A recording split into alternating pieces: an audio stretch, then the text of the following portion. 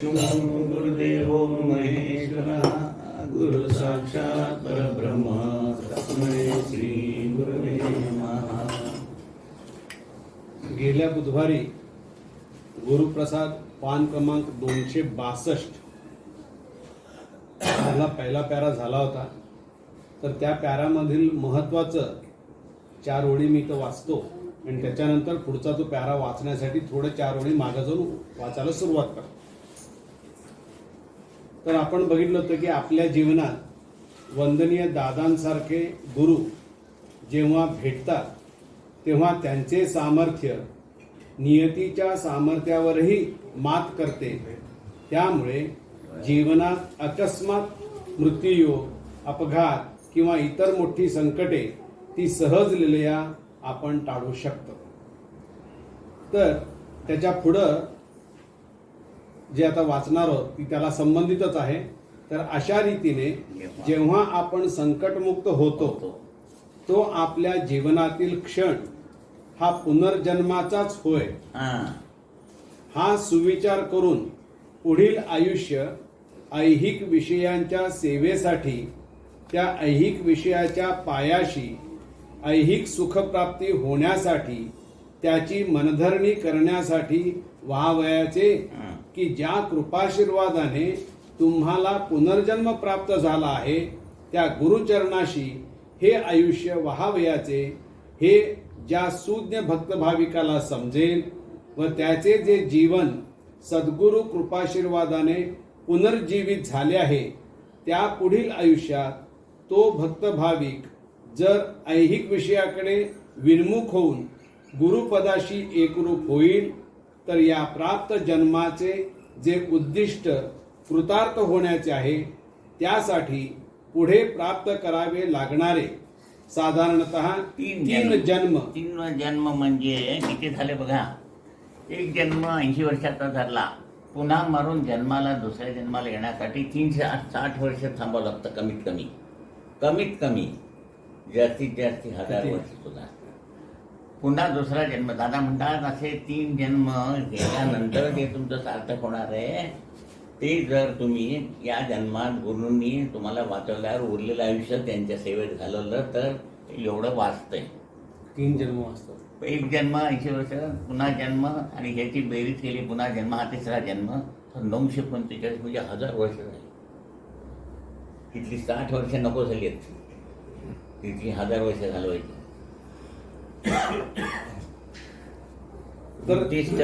तर या प्राप्त जन्माचे जे उद्दिष्ट कृतार्थ होण्याचे आहे म्हणजे काय, डॉक्टर होऊन पेशंटना तपासायचं, ते केल्यावर तो नावारूपाला येतो या डॉक्टरचा पायगुण चांगला आहे, उदो करतात. म्हणजे जीवनाचं उद्दिष्ट सफल होणे. उगीच जन्माला मरून गेला, जन्म को आया और मर गया आता होता कामा नाही.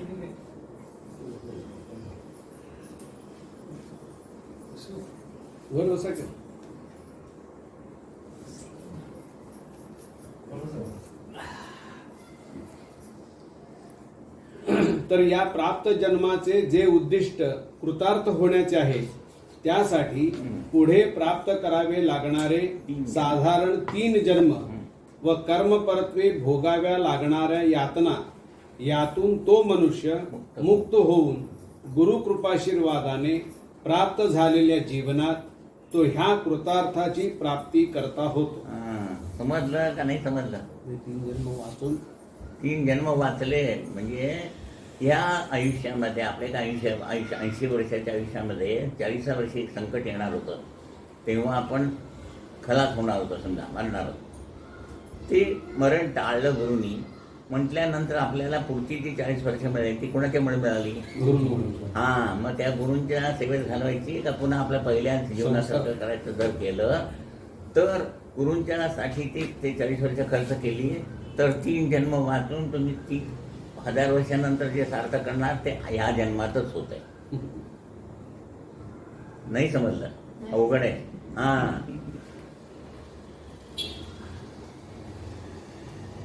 नाही तर पुन्हा पहिल्यासारखं दुकानाकडे जर जायला लागलो तर पुन्हा लटकणार. जायचं पण कसं पहिल्यांदा दुकान मेन होतं आणि तेव्हा वेळ मिळेल तेव्हा सेवा होती. आता सेवा मेन आणि वेळ मिळेल तेव्हा दुकानकडे जायचं असं. वाक्य एवढंच आहे पण अर्थ केवढा आहे. कृतार्थ व्हायचंय, जीवनाचं कृतार्थ व्हायला पाहिजे.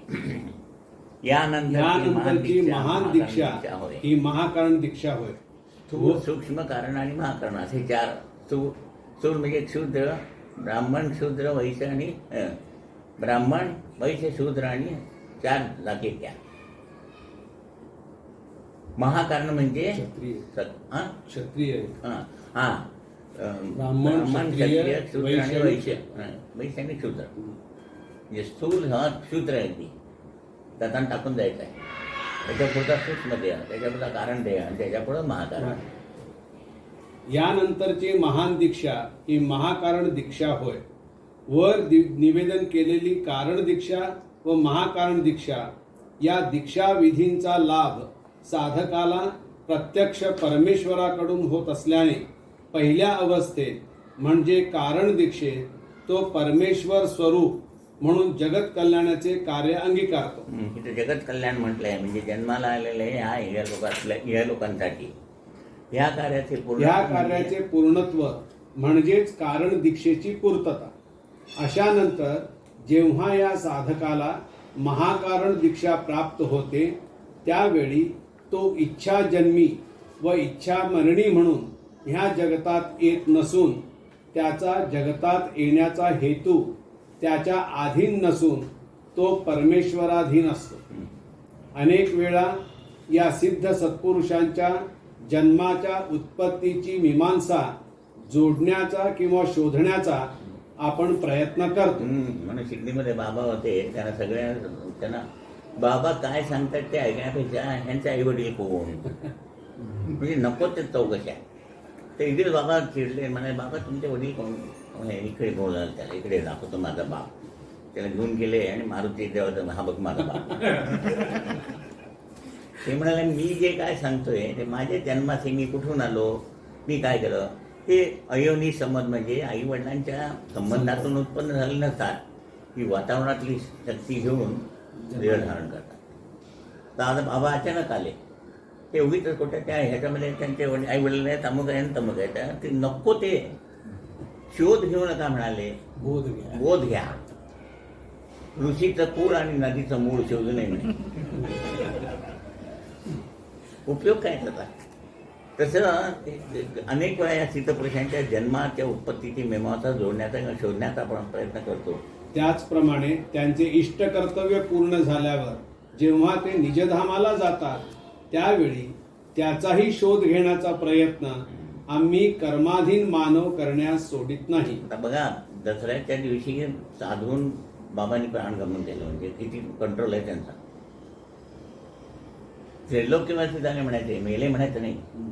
साधी माणसं मरतात, अशी माणसं त्रैलोक्यवासी होतात म्हणजे एकदम डायरेक्ट चौथ्या लोकात.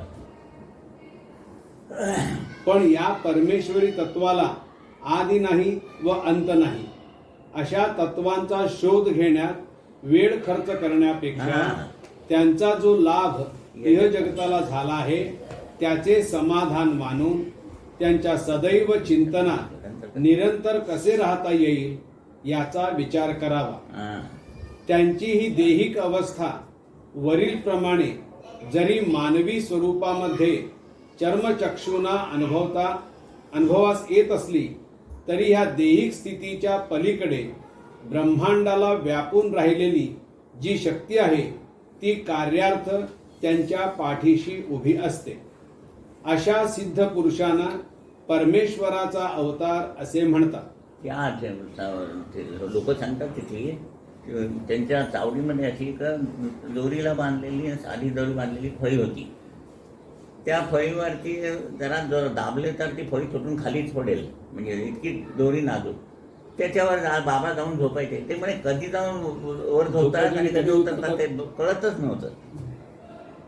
म्हणजे देहाचं अस्तित्व असलं तरी त्याच्यावर कंट्रोल केवढा होता. यांच्या दैहिक स्थितीचे कार्य अगदी बाल्यावस्थेत म्हणजे साधारण वयाच्या 8व्या वर्षापासूनच सुरू होते. जेव्हा आपल्या मुलांना खाण्यापिण्याचेही ज्ञान नसते त्यावेळी ती सिद्ध साधक अवस्थेतील बालके आनंदाने ब्रह्मलीला दाखवित असतात. असे हे अवतार कार्य परमेश्वराने आम्हा मानवांच्या कल्याणार्थ किती सिद्ध साधन शास्त्रीय व अनुभवसिद्ध पद्धतीने योजले आहे याचा जरी आपण विचार करू लागलो तरी या ठिकाणी आपली बुद्धी विचार करण्यास असमर्थ ठरते. दादा 7-8 वर्षाचे होते. तेलीबाबांच्याकडे डबा घेऊन जायचे, डबा ठेवायचा, मग ते असे असे हात करत बसायचे. बाबा म्हणाले, म्हणून म्हटलं अनन्य भावाने शरणागती म्हणजे काय? शरणागती म्हणजे नमस्कार करून त्यांच्या पायावर डोकं ठेवायचं नाही. ते असेच हात करत होते. दादा मला बसून कंटाळा यायचा, नुसतं बोलत नाहीत काही नाही. तर एक दिवस दादांच्या मनात आलं असं बघितलं ते हात म्हणले हा म्हातारा मेला तर बरं होईल, माझी सुटका होईल. त्याबरोबर असं त्यांच्याकडे बघितलं, मी मरणार नाही आणि तुला सोडणार नाही एका क्षणात. तेव्हा दादाने ह्याच्यामध्ये ह्यात काय आहे त्याला तेव्हापासून सांगितलं, हे जे सांगतील ते फक्त ऐकत जायचं म्हणजे शरणागती. तेव्हा दादा 8 वर्षाचेच होते.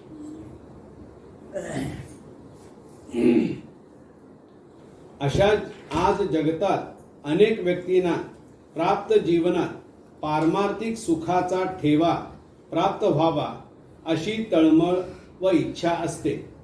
अशा व्यक्ती समाजातील साधक अवस्थेतील व्यक्तींकडे मार्गदर्शनार्थ गेल्यावर हे साधक ज्यांनी अधिकार नसताना समाजात गुरु म्हणून मान्यता प्राप्त केली आहे ते आलेल्या व्यक्तीस काही अवघड अशा साधनांचा अवलंब सेवा या स्वरूपात वर्षानुवर्षे करावयास सूचित करीत असतात. म्हणजे त्यांनाही काही अनुभव नसतो, उगीच आपलं हे करत बसा म्हणून सांगायचं.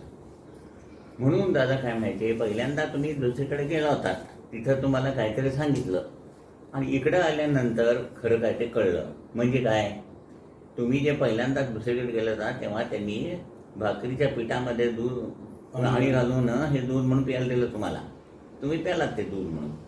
आणि खरं जेव्हा इकडे आल्यावर दूध दिल्यावर त्यांनी पीठ घालून दिलं तर हे कळलं नंतर. म्हणजे ते चुकीचं होतं. कळलं की नाही? किती सोपं आहे, अवघड काहीच नाही आहे. आज वास्तू शांत करायचं म्हटलं तर तुम्ही बाहेर चौकशी करा, 28,000 30,000 रुपये सांगतात. आणि काय करतात त्यातली 2 तत्व धारण करून द्यायची अशी तेही माहिती नाही, काहीही माहिती नाही. आणि काय करते करून जातात. आज तिथे सगळी माहिती सांगितलं, त्या लोकांना आश्चर्यच वाटलं. काय व्हायला पाहिजे म्हणजे इतके दिवस हे असंच चाललंय. मग आत गेलो आम्ही, जेवायला बसलो, तिकडे पाळणा बांधून ठेवला आहे, त्याच्या आत भावली भाती, हे काय केलं म्हणून विचारलं त्या प्रभाकरला बोलून. तर म्हटलं ते मला काय माहिती, ते आमच्या बायकोला विचार. काय आणली ती सगळ्या घरभर फिरवली, ती 3दा पडली असेल कदाचित, कारण फरशा पॉलिश केलेल्या आहेत ना. पूर्वीच्या काळची पद्धत वेगळी. गाय पवित्र आहे सगळं बरोबर आहे, पण ती आज 3दा पडली तर काय करायचं. म्हणजे असं कळलं ना तुम्हाला काय म्हणायचं. त्या वेळेला तसं होतं, पण सध्या परिस्थितीला काय आहे त्याप्रमाणे आपण जायला पाहिजे. पण खऱ्या गुरुमार्गात जेव्हा एखादी व्यक्ती पारमार्थिक सुखाचा लाभ घ्यावा अशा इच्छेने येते तेव्हा त्या व्यक्तीच्या जीवन परिसरात जी काही दोषास्पद वलये असतात त्यांचे प्रथमतः विमोचन केले जाते. बाहेर ह्या विमोचनात कुणीही हात घातला नाहीये. विमोचन म्हणजे नको असलेला देवधर्म करून गेले ना, तो सेवन झाला नाहीये, संचित अवस्थेमध्ये वलय रूपाने आहे. म्हणून दादानी किती शब्द करेक्ट वापरत आहे, तुमची दैहिक अवस्था विमोचित केली. म्हणजे जी नको असलेली वलय ती पहिल्यांदा काढली आणि मग तुम्ही करीत असलेली साधना ती वलय गेल्यामुळे मग धारण व्हायला लागली. साधं उदाहरण बघा, आरशाच्या आणि तुमच्यामध्ये जोरातच हवा सुटली तर आरशावर सुद्धा वाफ येते आणि तुमचाच चेहरा दिसत नाही, बरोबर आहे. तसं देव आणि आपल्यामध्ये ती वलय आहेत, त्याची कृपा आपल्याकडे येत नाही, आपण बोललोय तिकडे जात नाही. साधी सिंपल उदाहरण. म्हणून प्रथमतः त्याचं विमोचन केलं, महिला हे स्वच्छ केलं पाहिजे. त्यांचे प्रथमतः विमोचन केले जाते. ही दोषास्पद वलय वर वर्णिलेल्या गुरुपरंपरेतील लोक जाणण्यास समर्थ नसल्याने जरी त्यांनी काही जप तप साधन कराव्यास सांगितले तरी त्या व्यक्तीस काही लक्ष जप करूनही साधक सिद्ध साध्य या अवस्थांपैकी पहिली म्हणजे साधक अवस्थाही प्राप्त होऊ शकत नाही. पहिल्यांदा 11 अक्षर जप सांगितल्यानंतर तुमचं जपाकडे लक्षच नसतं. माळ कधी संपली, 1 माळ झाली, 2 झाली, अजून 11 माळ, हे लक्ष कुठे आहे? माळेकडे आहे. 1100 झाले की नाही आकड्याकडे. एक मनुष्य दादांकडे आता मशीन घेऊन जा, cut cut cut cut cut cut जप चालला. बोलताना हे कटकट मशीन चालूच, म्हणजे जप मोजतं ते किती वेळ झाला तो. अरे पण तू बोलत असताना जप केला का, मग मशीन चालू आहे म्हणजे 11चे जप झाला का? म्हणजे काय त्यातला साधक म्हणजे इनिशियल स्टेजची अवस्था सुद्धा लोकांना प्राप्त नाही. माहिती नाही आणि प्राप्तही नाही. याचे कारण पूर्वजन्म परत्वे किंवा ज्या घराण्यात आपण जन्म घेतो त्या घराण्यातील दोष आम्हा मानवांच्या वाट्याला येत असतात. जन्मप्राप्तीनंतर येत असतात व ही दोषास्पद वलये जरी अदृश्य रूपाने असली तरी कमी अधिक प्रमाणात प्रखर असतात. जरी आपण पारमार्थिक सुखाचा लाभ व्हावा म्हणून मार्गदर्शनाप्रमाणे साधनेला आरंभ केला तरी साधक अवस्थेतील ही बाल्यावस्था असल्याने जे दोष अनेक जन्म व अनेक पिढ्यांपरत्वे धारण झालेले आहेत ते करीत असलेल्या साधनेची फलप्राप्ती करून देत नाही. म्हणून रामदास स्वामी लग्नाला सावधान म्हटल्याबरोबर जे पळून गेले ते 12 वर्षांनी आले. 12 वर्ष सगळं हे दोष घरावर करती गेले. लोकांना वाटलं दादा किती कसं बोलायचे बघा, ते लग्नात पळून गेले की नाही. पण दर लग्न कार्डामध्ये असते. काय म्हणतात श्री कृपेने नाही रामदास स्वामी आशीर्वादाला स्वामी समर्थ म्हणत नाही, ते समर्थ आहेतच म्हणतो.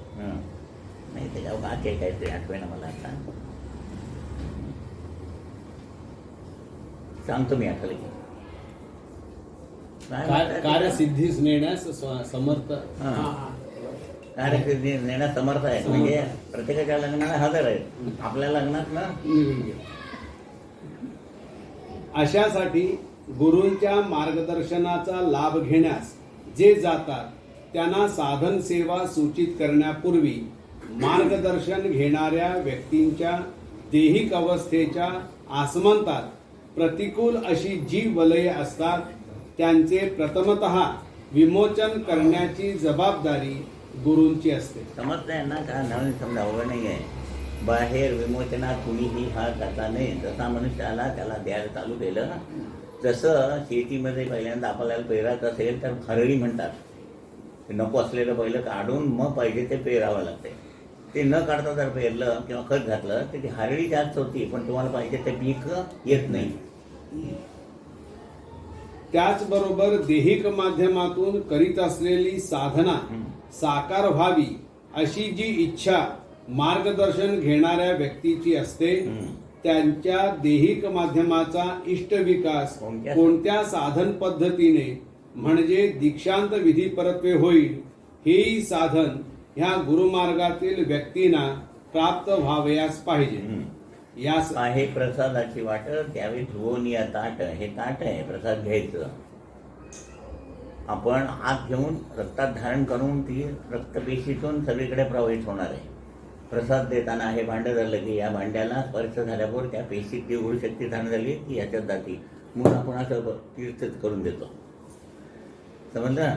पहिल्यांदा विमोचन करून स्वच्छ केलं, मग गुरु दीक्षा म्हणजे शक्ती दिल्याबरोबर ती धारण होऊन जेव्हा देहिक माध्यम विकसित झालं, फूल विकसित झाली की वास येतो. देहिक माध्यम विकसित झालं की त्या परमेश्वराची शक्ती तुमच्या ठिकाणी झाली की त्याचा वास, परमेश्वराचा वास, आणि तो साधनेतून किंवा तुमच्या बघण्यातून, तुमच्या स्पर्शातून, तुमच्या बोलण्यातून इतरांच्याकडे प्रवाहित. यासाठी ज्या दीक्षा माध्यमातून भक्तगणांचा देहिक विकास करावयाचा असतो अशा दीक्षा प्रथमतः गुरुमार्गातील व्यक्तींनी संकल्पाने सिद्ध करावयाच्या असतात. पहिल्यांदा अनुभव घेतला पाहिजे ना. पहिल्यांदा मी झाडू मारण्यापासनं, हॉल पुसण्यापासनं, गंध उगाळून पूजा केल्यापासून सगळं केलंय म्हणून कोण काय करताय बरोबर लक्षात येतं. मी काही करायचंच नाही, नुसतं कलेक्टरसारखं येऊन बसायचं. कलेक्टर शाणा कुठला? 2nd डिव्हिजन क्लार्कपासून जो वरती जात होतो, म्हणजे त्याला सगळं सामान्य पासून माहिती असते. पास होऊन डायरेक्ट खुर्चीवर बसला तर कोणाचा विचार करतो. बरोबर की नाही? अशा संकल्पाने जेव्हा ह्या दीक्षा सिद्ध होतात व भक्तगणांना दिल्या जातात तेव्हा ह्या दीक्षा विधीतील संकल्प भक्तांच्या देहिक माध्यमात नकळत कार्यरत होऊन त्यांच्या देहिक माध्यमाचा विकास ह्या दीक्षांपरत्वे होत असतो. नुसती दीक्षा देणे ही जबाबदारी गुरु व शिष्य यामध्ये जेव्हा देवाणघेवाण करते तेव्हा अमुक गुरूंकडून मी दीक्षा घेतलेली आहे एवढेच त्या गुरूंच्या नावाचे भांडवल सांगण्यापलीकडे कोणतीही अवस्था प्राप्त होत नाही. तुम्हाला म्हणून सांगितलं तुम्हाला ह्याचं उदाहरण माहित आहे वैजापूरचं. बाहेर ते येऊन गेले सगळे आले म्हणजे आमच्या सामर्थ्याच्या पलीकडे आहे. म्हणजे तुमचं सामर्थ्य काय मग? तुम्हाला जे मिळालंय ते सगळ्याच्या सामर्थ्याच्या पलीकडचं असायला पाहिजे. पण ते म्हणाले ते सगळे कसले दाढीवाले येऊन गेले त्यांनी काही केलं नाही आणि पायजामा शर्टवाले काय करते. पण त्या दाढीवाल्यांनी जे केलं नाही ते पायजामा शर्टवाल्यांनी केलं का नाही? म्हणजे काहीतरी आहे की नाही? म्हणजे काय प्राप्त झालं हे दाखवायची वेळ येते त्यावेळेला प्रचिती आली पाहिजे. म्हणून मी ठामपणे सांगतो पहिली साईशत प्रतिमा घ्या त्याच्यापुढे कुठल्याही वैदिक शक्तीचं कार्य चालत नाही. आज भारतात गतकालातील अनेक अवतारी पुरुषांची समाधी मंदिरे तीर्थक्षेत्र म्हणून अस्तित्वात आहेत. अनेक भक्त भाविक अशा तीर्थक्षेत्री वर्षानुवर्षे जात राहून त्या समाधी मंदिराची सेवा मनोभावनेने करीत असतात. पण ह्या अवतारी पुरुषांनी ईश्वरी आज्ञेने हे जे अवतार कार्य इह जगतात ईश्वरी कार्य म्हणून केलेले असते अशांच्या ठिकाणी ब्रह्मांड शक्तीतील काही एक विशिष्ट गुण तन्मात्र रूपाने म्हणजे शब्द स्पर्श रूप रस आणि गंध यांनी धारण झालेला असतो. म्हणजे काय? ही पंचमहाभूत आहेत बघा. काय? पृथ्वी, आग, तेज, वायू आणि ही जड तत्व आहेत. यांची सूक्ष्म तत्व म्हणजे काय? शब्द, स्पर्श,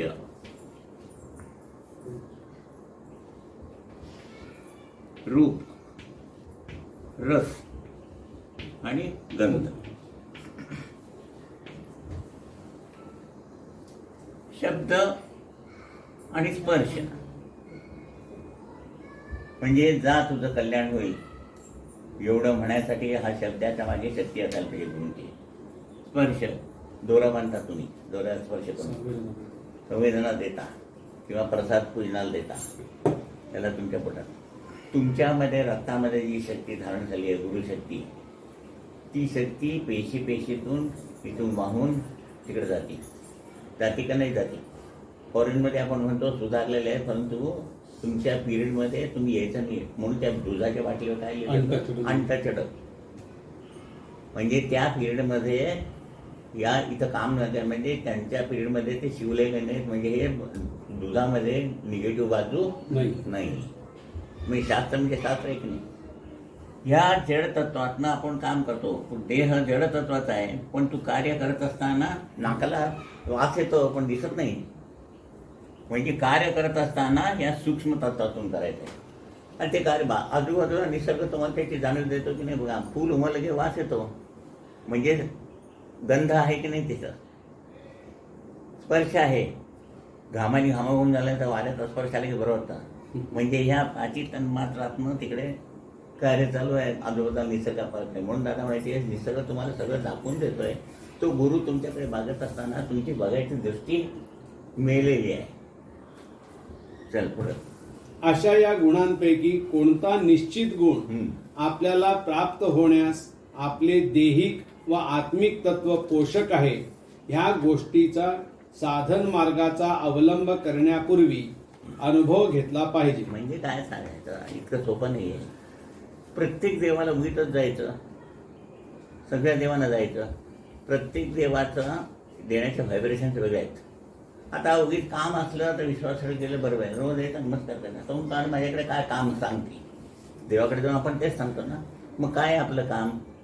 त्या देवाकडे गेल्यानंतर त्यातलं सूक्ष्म तत्व आपण आपल्यात धारण करून मी कुठल्या जन्मासाठी कारणासाठी आलो ते कारण माझं उदित होऊ दे असं कोण म्हणतच नाही.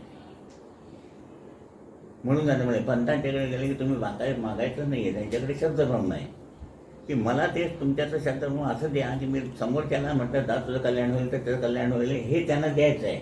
तुम्ही जाऊन काय मागता असं सांगायचं आहे त्यांना. म्हणून म्हणलं नुसतं गुरुप्रसाद वाचलं ना काही नाही 5 मिनिटात झोपच यायला लागेल. ते त्यातले गूढार्थ तिथे वाक्यामध्ये एवढा गूढार्थ आहे तो समजून घ्यायला पाहिजे. तेवढा समजला तर अर्ध्या तासाची साधना पुरून उरणार.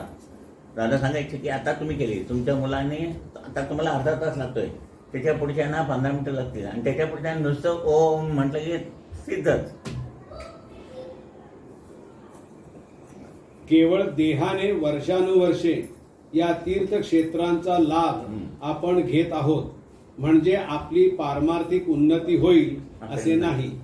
याचे स्पष्ट व अनुभवास आलेले असे उदाहरण म्हणजे आज आपल्या सर्व कार्यकेंद्रावर श्री सद्गुरू पंत महाराज यांनी जी पदांची शब्दरचना केली आहे ती पदे ऐकत असताना आपल्या शरीरात ऐकलेल्या प्रत्येक शब्दातील स्पंद हे दैहिक अवस्थेत आपल्या नकळत उमटतात.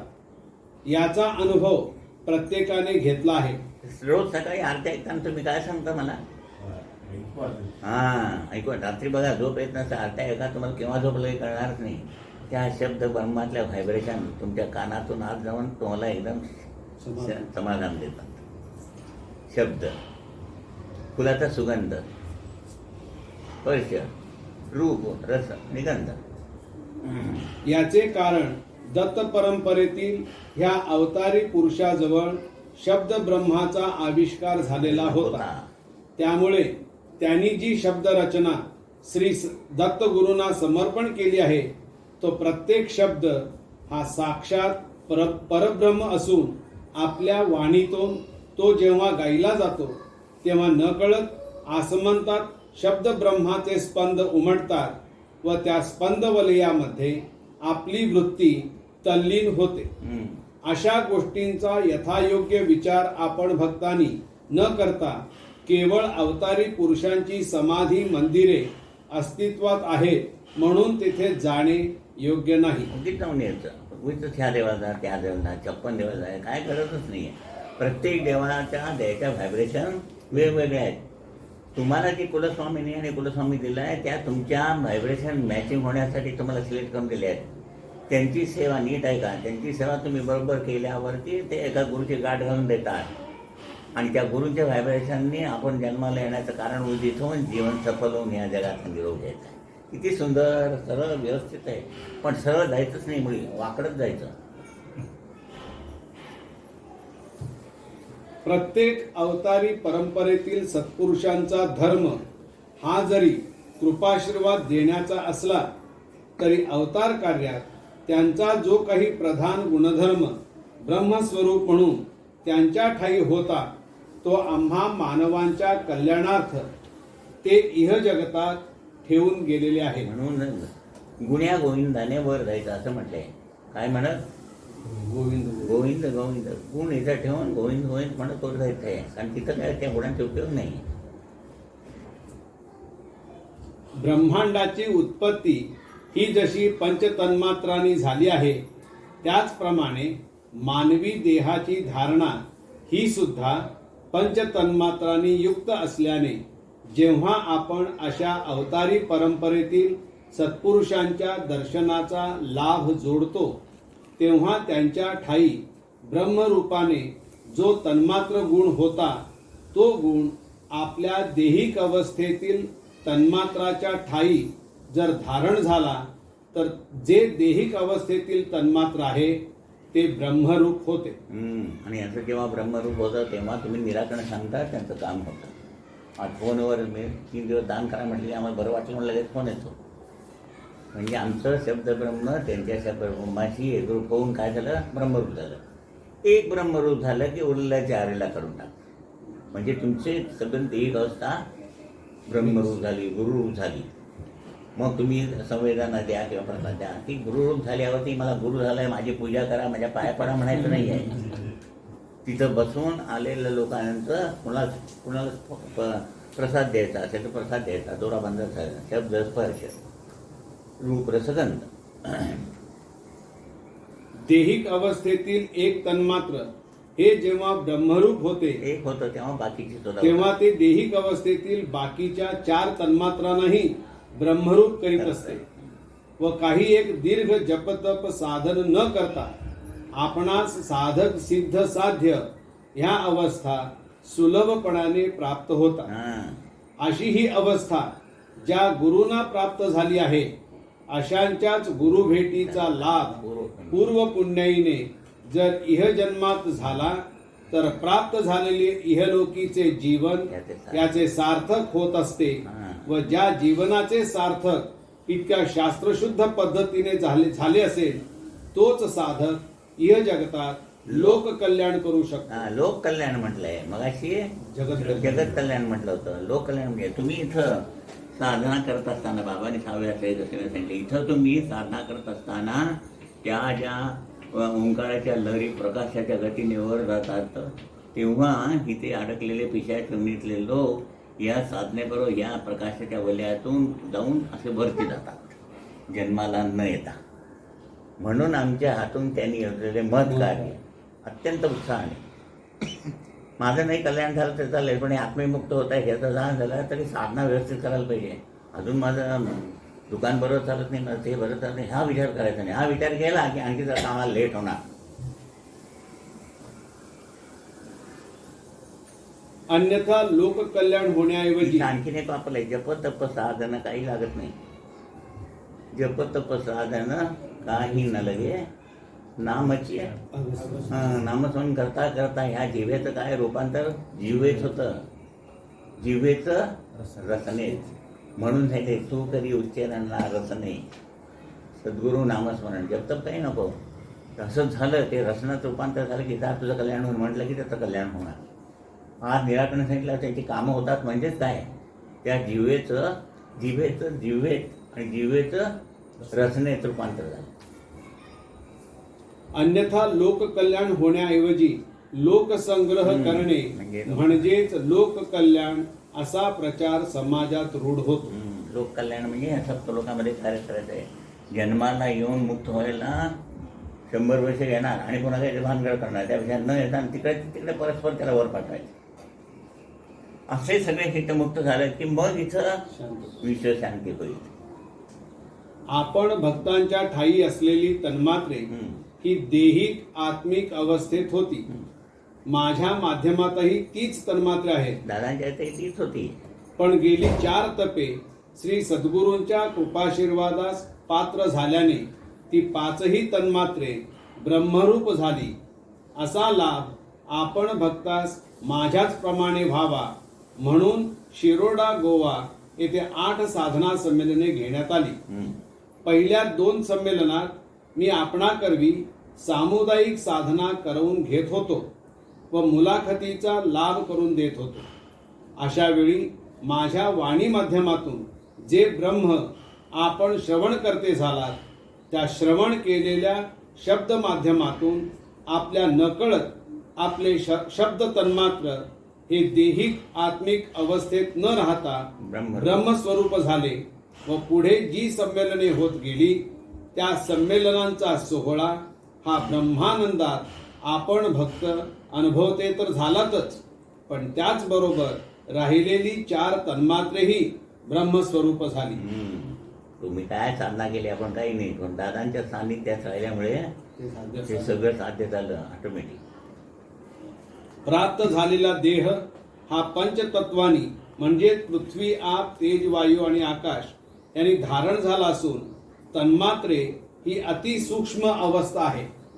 जेव्हा लोक कल्याणार्थ गुरुना एखादे साधन सिद्ध करावयाचे असते अशा वेळी भक्तांच्या माध्यमांचा सदुपयोग करावा लागतो. अशा वेळी आवाहनीत झालेली शक्ती ही सूक्ष्मात सूक्ष्म असल्याने भक्तगणांच्या देहिक माध्यमातील तन्मात्रे ही जागृतावस्थेत असावी लागतात. तरच ती शक्ती साधनेच्या सिद्धतेसाठी धारण होत असते. आपण भक्तांची अशी माध्यमे जेव्हा तयार झाली तेव्हाच लय शक्तीस आवाहन करून आपण भक्तांच्या माध्यमात त्या शक्तीची धारणा करण्यात आली. 8व्या संमेलनास आपण भक्त लय शक्ती म्हणजे ब्रह्मशक्ती ही धारण करून जेव्हा उपस्थित राहिलात, तेव्हा शिरोडा येथे आपण सर्व भक्तांच्या माध्यमातली शक्ती ही एकरूप होऊन त्या शक्तीचे शक्तीपीठ आवाहन केले व आपल्या माध्यमातील धारण झालेली शक्ती ही या शक्तीपीठात अंतर्भूत केली. म्हणजे बँक, रिझर्व्ह बँक म्हणजे सगळीकडचे पैसे गोळा करून तिथे ठेवतात आणि तिथून सर्वांना वाटले जाते, असं ते शक्तीपीठ गोव्याला स्थापन केलं. आता भवितव्यात लोककल्याणाचे हे कार्य सोप्या व सुलभ पद्धतीने होण्यासाठी सोप्यात सोपे असे शक्तीपीठाचे कार्य हे यापूर्वी निवेदन केल्याप्रमाणे केवळ प्रार्थना माध्यमातून म्हणजे आपल्या ठाई जे शब्द तन्मात्र आहे त्या शब्द तन्मात्रातून होणार आहे. म्हणजे तुम्ही इथं प्रार्थना वाचली की हे सगळे आत्मविमुक्त होण्याचं हे सगळं कार्य आपोआप होणार आहे. म्हणून सकाळ संध्याकाळ, सकाळची अर्धा तास साधना आणि संध्याकाळची प्रार्थना करायचं. नुसतं विश्वशांती होऊ दे, विश्वशांती होऊ दे म्हणजे काय, जेवायला मिळू दे, जेवायला मिळू दे म्हणजे जेवण हात पडत नाही. तांदूळ डब्यातनं काढायला लागतात, गॅसवर ठेवायला लागतात, धुवायला लागतात, म्हणजे काहीतरी करायला लागतं. तसं तुम्ही साधना केली की त्या साधनेतून काहीतरी जो अर्धा तास आपण करतो त्याच्यातून हे कार्य होतंय. ते समजून घेऊन केलं तर जास्त बरं होईल ना. गाडी समजून घेऊन चालली तर खड्ड्यात जाणार नाही, न समजता हातला गिअर निघालेला पुढे तर जाणार नाही. म्हणून हे सगळं समजावं म्हणून दादांनी एवढं सगळं डिटेलमध्ये दिलं आहे. ते 2दा-3दा वाचून पहिल्यांदा समजून घ्यायचं. मी आता साधना करताय म्हणजे काय काय होत आहे, तर मी इथे बसून साधना करत असताना हे आत्मविमुक्त होत आहेत, या लोककल्याणाचं कार्य माझ्या हातानं होत आहे, आजूबाजूला वातावरण शुद्ध होत आहे, कितीतरी कार्य होत आहे त्याचा मल्टीपर्पज. बरोबर आहे की नाही. समजून जर केलं तर त्याचा लाभ जास्त होणार आहे. गेल्या काही वर्षापासून आपण भक्तांना कार्यकेंद्रावर उपस्थित राहून पंचमी, एकादशी, पौर्णिमा व अमावास्या ह्या दिवशी अनुष्ठान करण्याची आज्ञा झाली होती. माहित आहे ना, ते लक्षात आहे ना. पंचमी, अष्टमी, एकादशीला करत होतो की आपण अनुष्ठान, लक्षात नाही का? नव्हते का तेव्हा? आता जसं सोमवारी असायचं ना, तसं पंचमी, अष्टमी, एकादशी म्हणजे शुद्ध पक्षात आणि उगाद्य पक्षात असं 2दा येतं ते, त्यावेळी ते करायचं. व त्याप्रमाणे आपण जरी करीत होता तरी हे अनुष्ठान याच दिवशी करण्याचे महत्व काय आहे व ते देवांप्रित्यर्थ आहे की स्वतः प्रित्यर्थ आहे हे काही आपण भक्तांच्या लक्षात आले असावे असे मला वाटत नाही. म्हणजे काय अर्थ, पूर्वी पंचामृताचा अभिषेक सांगितला होता. म्हणजे काय, ते पंचामृत पिऊन आपण ढष्टपट व्हायचंय. मग कशाकरता होता? हे पाच कोशावर आपलं जीवन आहे अवलंबून. ते 5 कोश अर्पण करता येत नाही शुद्ध करण्यासाठी. म्हणून त्याच्यासाठी मी सांगितलं होतं प्रॉक्झी. प्रॉक्झी म्हणजे काय, मला बँकेमध्ये समजा इलेक्शन आहे, मला वोट खाता येत नाही, त्याला मी याला अथॉरिटी देतो आणि हा प्रॉक्झी म्हणून हा वोट घालून येतो. तसं हे कोश आपण डायरेक्टली देवाला अर्पण करता येत नाही. म्हणून ते प्रॉक्झी म्हणून दूध, अन्नमय कोशाचं प्रतीक, दही, मध, साखर आणि तूप ही प्रतीकं ते एकत्र करून त्याचा अभिषेक करायचा आणि ते घ्यायचं. हे सगळी कोश आहेत ते रक्तमय आहेत, दोष आहेत ते सगळे रक्तात आहेत आणि ते रक्त शुद्ध व्हावं म्हणून पंचामृताचा अभिषेक. तसं इथं ते पंचमी, एकादशी, पौर्णिमेला अनुष्ठान करायला सांगितलं कशाकरता? पंचामृता अभिषेक कशाकरता सांगितला? हे कोश अर्पण करून आपले कोश शुद्ध करून घ्यायचं आहे. हे तत्व माहीत नव्हतं आपल्याला. अभिषेक भरपूर तूप बीप घालून मध घालून काय करतं, अभिषेक झाला.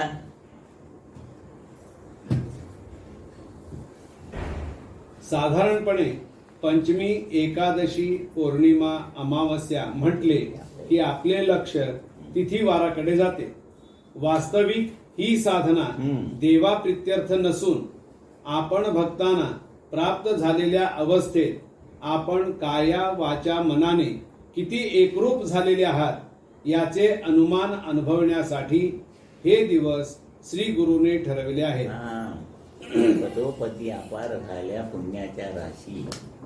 पदोपदी प्रत्येक काम करत असताना, देवासमोर बसलेलं असतानाच नव्हे नुसतं प्रत्येक काम करताना, सतरंजी घालताना सुरकुत्यानं इथं बघणे, केर काढताना एक केसणी अशी मारायची, कशी म्हणे काढला केर पण राहिला की नाही. कळलं मला काय म्हणायचं तुम्हाला? प्रत्येक गोष्ट मनापासून करायची की पुण्य घडतंय. म्हणजे देव नुसतं माळ ओढणं, पूजा करणं, देवाच्या पूजा आणणं म्हणजे यातनं पुण्य घडतंच नव्हे. स्वयंपाक करत असताना, कट्टा पोसत असताना, प्रत्येक गोष्टीत बघा, घरच्या बाईचा हात फिरतो तो बघा आणि मोलकण करून जाते ते बघा. हा फरक कळा की नाही? तसं करायला पाहिजे. प्रत्येक काम जर लक्षपूर्वक केलं तर पदोपदी अपार झाल्या पुण्याच्या राशी सर्व तीर्थे घडले आमना आधी करून काशी. पुढं काशी यात्रेला जायला नकोच आहे, घरच पुण्यक्षेत्र बनणार. किती सुंदर आहे, कधी अर्थ कळला नाही. धन्य धन्य प्रदक्षिणा म्हणजे कोणत्या प्रदक्षिणा करायला बाहेर जायचं नाही आहे. ती गुरुशक्ती सबन, ती गुरुशक्ती झाल्यावर तिथे त्या ब्रह्मांडापासून अन्नमेकोश आपण खालनं वरनं फिरून ह्या देहाचं कार्य व्यवस्थित करते म्हणजे ही फेरी प्रदक्षिणा. हे संबंध आहे. त्याच्यात वर्णन केलंय गीतेमध्ये, ते शरीरावरतीच आहे. 5 पांडव म्हणजे 5 कोश, श्रीकृष्ण म्हणजे आत्मा, आणि सगळे भाग सगळे हे कौरव म्हणजे सगळ्या वेळेस नसा आहे, त्यातनं रक्त होतं, त्यातनं अनेक विषय निर्माण होतात. म्हणजे 100 कौरव. महाभारत सारखं आरात चालूच आहे. आता ऐकताय तर इथं महाभारत चालू आहे का नाही? म्हणजे या देहावरती ते सगळं जे जे काही लिहिलंय ते समजून घेऊन ह्याच्यातून विकसित होऊन कसं हिशोबमय जीवन करायचं हेच महत्त्वाचं आहे. पंचमी म्हणजे शुद्ध किंवा वद्य पक्षातील 5वा दिवस असा अर्थ नाही. पंचमी म्हणजे आपले देहिक माध्यम ज्याची धारणा पंचतत्वानी म्हणजे पृथ्वी, आप, तेज, वायू आणि आकाश झाली आहे, त्यांच्याशी ह्या दिवशीचे अनुष्ठान हितसंबंधित आहे. अशा 5 तत्वांनी जरी आपण या देहाची धारणा करून घेतो तरी ही 5 तत्वे निसर्गाच्या प्रमाणात नसतात. निसर्गाचं प्रमाण सांगितलं मी. 1 पट पृथ्वी, त्याच्या 3 पट पाणी, त्याच्या 11 पट तेज, त्याच्या 21 पट वायू आणि 108 पट आकाश. हे जर प्रमाण बरोबर असेल त्याच्या निसर्गाप्रमाणे तर दुखणं का वगैरे येत नाही. नाही तर सारखं आज काय डोकं दुखलं, उद्या काय कंबर दुखली, परवा काय पाठच दुखली, तेव्हा काय पाय दुखले, हे सारखं चालू असतं. हे जेव्हा विसंगत असतं तेव्हा. आणि हे समतोल निसर्गाप्रमाणे व्हावं म्हणून नारळ प्रसादाला द्यायचा आहे. त्या नारळामध्ये सुद्धा 5 तत्व आहेत, ती निसर्गाप्रमाणे आहेत. त्याचं पूजन करायला दिलं की हे बरोबर होतं की तुमचं अर्ध काम होतं. पहिल्यापेक्षा तर तक्रारी कमी येत नाही. वासुदेव पहिल्यांदा सारखं अंग दुखलं काय ते सांगायचं, त्यातल्या हिस्टॅकचे गोळी घ्यायचे, सारखं पित्त खवळलेलं असायचं, हाताला लागत नाही. त्यामुळे आपण आपले जीवन व्यतीत करीत असताना ते समतोलपणे व्यतीत होत नाही. म्हणून प्रथमतः साधना मार्गारंभी ही 5 तत्वे जी विषम प्रमाणात असतात अशांना कृपाशीर्वादाने निसर्गाप्रमाणे समतोलपणा प्राप्त करून दिला जातो. त्यामुळे देहिक माध्यमातून जी काही क्रियाकर्मे घडतात याबद्दल आपण निराश न होता आनंदी असतो. अशी जी अवस्था श्री गुरूंनी साधनारंभी प्राप्त करून दिली आहे, त्या प्राप्त अवस्थेत काही विषमता निर्माण झाली आहे काय याचा शोध पंचमीच्या दिवशी करण्यात येत असलेल्या अनुष्ठानातून अनुभवायचा आहे. म्हणून सांगितलं पूजा करायची ते देवासाठी नाही, आपल्याला वळण लागावं म्हणून ते करायला पाहिजे, हे करायला पाहिजे. गंध उगाळायचं, देहाला व्यायाम व्हायला पाहिजे, उपचार म्हणून पंचमी केले की आपलं ह्याचं बरं झालं की नाही हे कळतं. मग एकादशीला पंचगंध म्हणजे पंचज्ञान आणि बुद्धी असं आहे ते. पंचमी, एकादशी आणि पौर्णिमा. साधना मार्गात प्रथमतः प्राधान्य हे पंचभौतिक देहिक माध्यमाला असते. देह व्यवस्थित असेल तर काहीतरी साधन होईल ना.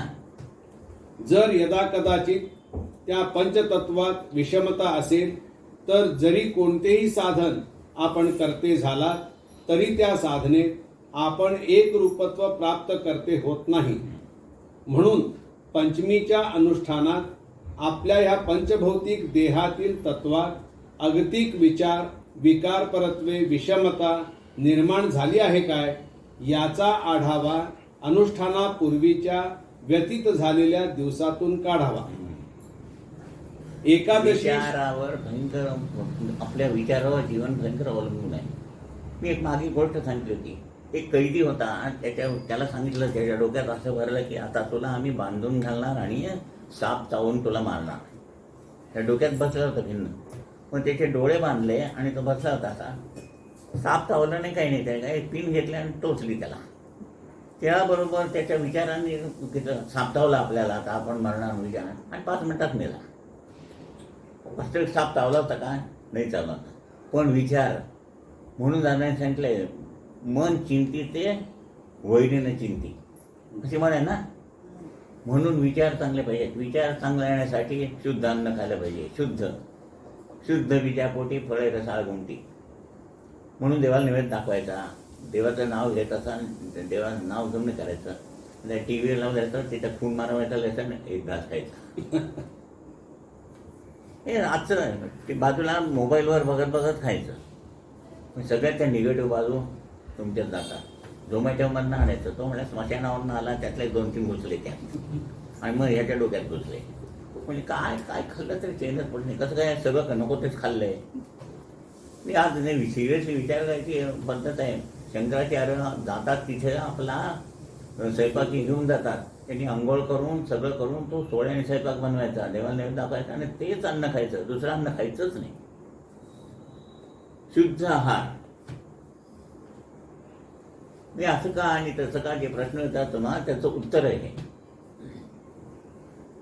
एकादशीस जे अनुष्ठान आपण करता त्या दिवशी पंचभौतिक देहातील पंचकर्मेंद्रिये, पंच ज्ञानेंद्रिये व बुद्धी यांचा जो इष्ट विकास गुरुकृपाशीर्वादाने झाला आहे, त्या माध्यमात काही कमी अधिकता झाली आहे काय हे अनुभवायचे आहे. त्याची अनुभवसिद्ध पद्धती अशी की अनुष्ठानास उपस्थित राहिल्यावर किंवा तत्पूर्वीच्या काळात सुविचाराबद्दल विचारांची किती प्रगती झाली आहे व अविचारांची किती वाढ झाली आहे हे अनुभवित असताना, जर सुविचारांचे प्रमाण अधिक असेल तर विकसित अवस्थेत आपण वृद्धी करीत आहोत, म्हणजे गुरुकृपाशीर्वादात आपण अधिक काळ जीवन व्यतीत करीत आहोत असे अनुभवास येते. कोणी पेढे द्यायला आलं की कॉपी करून पास झाला असेल नाही असं म्हणायचं. किंवा आता काय पुढे दिवेला होणार आहे, हे कसं बोलणं, पास झाला म्हणतो पेढे सांगायला, बरं ठीक आहे, बरं झालं बा, आता पुढं काय करणार आहे हे बोलणं कसं, आता पुढं काय दिवेला होणार आहे हे कसं, म्हणजे विचाराची दिशा कोणीकडे आहे. कोणी वास्तुशांतीत आमंत्रण द्यायला हो म्हणायचं, पैसे खाल्ले असतील आणि घर बांधलं असेल, तू बघायला गेला होता का तू, हे काय, हे असं आहे, हे का आहे, ते जे अन्न खाल्लंय अविचार, नाही अन्न जे खाल्लंय त्यात दोष आहे. असं दोषयुक्त रक्त तयार झाल्यावर ते दर 3 मिनिटाला जाऊन इथं धक्का मारतं. हे सगळं अविचार. हे सगळं रक्त शुद्ध झालं की सुविचार येईल. ते शुद्ध होण्यासाठी साधन म्हणजे ओंकार साधन. त्यात विमोचन आहे, दीक्षा आहे, हळूहळू दोष बाहेर जातात आणि नंतर तुम्हाला समाधान वाटायचं. आज मला झोपत आली नाही, मला रात्री स्वप्नच पडलं, अमुक सारख्याच तक्रार. पण त्या सगळ्या जातात, तुम्हाला स्वप्न पडत नाही. आणि मी अनुभव, मला झोप आणि मला सकाळी उठून मूड घ्यायला जायचं, सगळं सारखा मूड जात असतो, कुठे जात असतो की आणि कुठे येत असतो. हे जे आपण बघतो ना, त्याचं मूळ कारण आपल्याजवळच आहे. मग अर्ध्या तास साधना करून हे जर सुधारत आहे तर करायला पाहिजे, नको करायला पाहिजे. आपणच काय बिघडवलं आहे ते आपणच सुधारलं पाहिजे, लोक कोण सुधारणार. म्हणून शेवटी हरदासाची कथा मूळ पदावर काय, अर्धा तासाची साधना रोज केलीच पाहिजे. पौर्णिमा किंवा अमावस्या ह्या दिवशी देहातील अतिसूक्ष्म तत्वे म्हणजे पंचतन्मात्रे, पंचप्राणकोश, बुद्धी, मन, चित्त, अहंकार व आत्मा आदींचा समावेश ह्या साधनेत असतो. आज प्राप्त झालेल्या अवस्थे परत्वे श्री गुरुनी कृपावंत होऊन देहिक आत्मिक अवस्थांचे एकरूपत्व आनंदमय कोशाशी करून दिले असल्याने त्या आनंदमय तत्वाच्या ठिकाणी श्री गुरूंचा सदैव वास असतो. इथं का केलं, इथं का नाही केलं, हा एकच कोश आहे ना, तो पारमार्थिक आहे बघा. पला गाठ नाही आहे, साला गाठ आहे. अन्नमय कोशाला गाठ म्हणजे ऐहिक आणि परमार्थिक आहे. रेला गाठ आहे, आई परमार्थिक आहे. गला गाठ आहे, आई परमार्थिक आहे. मला गाठ आहे, पला फक्त गाठ नाही आहे. प म्हणजे पारमार्थिक. म्हणून हे सगळे कोश नेऊन ह्याच्यात एकरूप केलेत आणि इथं गुरूंचं बीज दिलं तुम्हाला. म्हणून साधना करत असताना त्याला स्पर्श करून ते बीज संबंध, त्या बीजाचा संबंध वृक्ष करायचा खालपर्यंत. म्हणजे सबंध जीवन गुरुमय करायचं आहे. म्हणजे सबंध हे पॉझिटिव्ह करायचं आहे. म्हणजे सबंध जीवन ईश्वरमय करायचं आहे. ते करायचं आहे बस. तिथून जे जीवन देऊन पाठवलं आहे ते तुम्ही इथून नरजन्माला येऊन नारायण होऊन इकडून जायचं. ते जोपर्यंत जात नाही तर ह्या 3 लोकांमध्ये पुन्हा जन्माला यावं लागतं. आणि ते करायला लागल्यानंतर बाकीचं गाय दुधासाठी आणली, शेण फुकट आहे, पण लागतो कुठे आपण? शेणाच्या मागे लागतो. हे ज्या दिवशी समजेल म्हणजे त्याशी आपण जागे झालो खऱ्या अर्थाने. हे करायचं आहे मला, हे करायला लागल्यावर हे मला मिळणार आहे. आज प्राप्त झालेल्या आनंद अवस्थेत परत्वे श्री गुरुनी कृपावंत होऊन देहिक आत्मिक अवस्थांचे एकरूपत्व आनंदमय कोशाशी करून दिले असल्याने त्या आनंदमय तत्वाच्या ठिकाणी श्री गुरूंचा सदैव वास असतो. श्री गुरूंचा म्हणजे ते गुरुशक्ती, शक्ती आहे, व्यक्ती नाही. व्यक्तीला महत्व नाही. ह्या दिवशी अनुष्ठान करीत असता पंचमी किंवा एकादशी पेक्षा अधिक एकाग्रता व्हाव्यास पाहिजे. ती जर झाली नाही तर त्याला कारण वरील 2 दिवशी जी देहिक माध्यमे अनुष्ठानाव्यतिरिक्त इतर वेळी आपण गैरवापरात आणतो, असा ह्या माध्यमांचा जर गैरवापर झाला असेल तर पौर्णिमा किंवा अमावस्या ह्या दिवशी आपण इतर दिवसापेक्षा जे अधिक एकाग्र व्हावयास पाहिजे ते होत नाही. यासाठी पंचमीपासून पौर्णिमा किंवा अमावस्येपर्यंत आपल्या ज्ञान अज्ञानाने प्राप्त जीवनाचा गैरवापर, विचार, आचार, विकारपरत्वे काय केला आहे याचा आढावा घेऊन अनुमान पद्धतीने आपल्या नकळत होणाऱ्या ह्या चुका आपण आता सुधारल्या पाहिजे.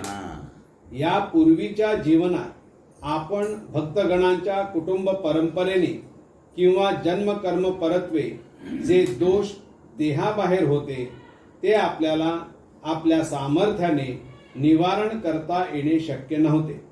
म्हणून श्री गुरूंनी कृपावंत होऊन ते दोष निवारण केले. पण जे दोष देहात आहे म्हणजे पडिले वळण इंद्रिया सकळा असे दोष निवारण करण्याचे कार्य हे गुरूंचे नसून ते आपण भक्तांचे आहे. अशा दोषांची जाणीव आपणास इतरांनी जरी करून दिली तरी आपण त्याकडे दुर्लक्ष करतो.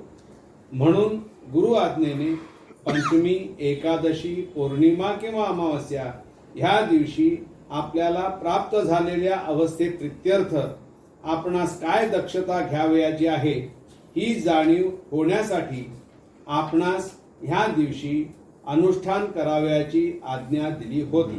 प्रत्येक गोष्ट विधी म्हणून ते आपल्यामध्ये सुधारणा करण्यासाठी करायचे आणि पॉझिटिव्ह एनर्जी धारण करण्यासाठी. पूर्वीच्या काळी जे विधी करत होतो ते आता तेच तत्व होतं. सत्यनारायणाची पूजा केली तरी त्यातले तांदूळचे प्रसाद घेऊन आपण खायचे, आपल्यात बदल करायचा होता. सत्यनारायण पूजेचा विधी केला, त्या विधीतून कृपेची धारणा करायची. उपास केला तर ते देहिक शक्तीची पद्धत करून आत्मिक शक्तीची वाढ करायची. म्हणजे जे काही पूर्वीचे विधी होते त्या विधीतून पॉझिटिव्ह एनर्जीची धारणा करून आपण विकसित व्हायचा हाच उद्देश होता. पण आपल्याला समजत नाही. एखादे उपवास म्हटलं की तांबूरनाच्या खिचडी, बटाटे एवढ्या त्यांचं सांगतो मी. आता श्रावण महिना चालू झाला आहे. बाजारात भाजी बसत नाही, पडवळ मिळत नाही. मग पडवळचं भज नाही घातलं देवे कोपती का? आहे की नाही? मी काय तरी केवढ्याचं एवढं पान 80 रुपये देऊन घालायचं. म्हणजे केवढं नाही घातलं तर देवी येते का उठून? मला तर केवढा घातला नाही. त्यावेळेला सुबत्ता होती. 4 पदार्थ चांगले खाऊन तब्येत चांगली राहावी, तेवढा व्हावा, हे फुलं व्हावे, सगळं सुबत्ता होती केलं. ते रूढच होऊन गेलं. म्हणजे ते करणं हे महत्त्वाचं आहे. देवाची कृपा मिळवणं ते दुय्यम झालं. समजलं की नाही? सध्या परिस्थितीला आता मेल्यानंतर असं केलं पाहिजे, बारावा केला पाहिजे, न तर ते मुक्त होत नाही आपल्याला. आता कोरोनामध्ये तुमचा बॉडी घरात सुद्धा आणायला देत नाही. आता त्यांना मुक्त करून काढणार. मला प्रश्नाची उत्तरं द्या. त्या रूढ परंपरेतनं सगळं झालं. श्री गुरु व जो भक्त अडीअडचणीमुळे महत्वाचं बघा, ऐका हा. श्री गुरु व जो भक्त अडीअडचणीमुळे गुरुना भेटावयास येतो, ही जी भेट ह्या जन्मात अडचणी परत्वे घडविले जाते.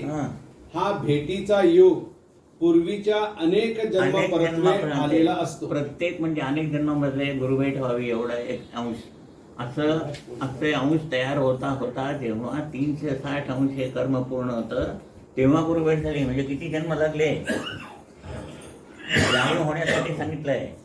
जर नाही झालं आणि ते भेट वाया घालवली तर पुन्हा आपण ह्या 3 लोकांमध्ये फिरत बसायचं.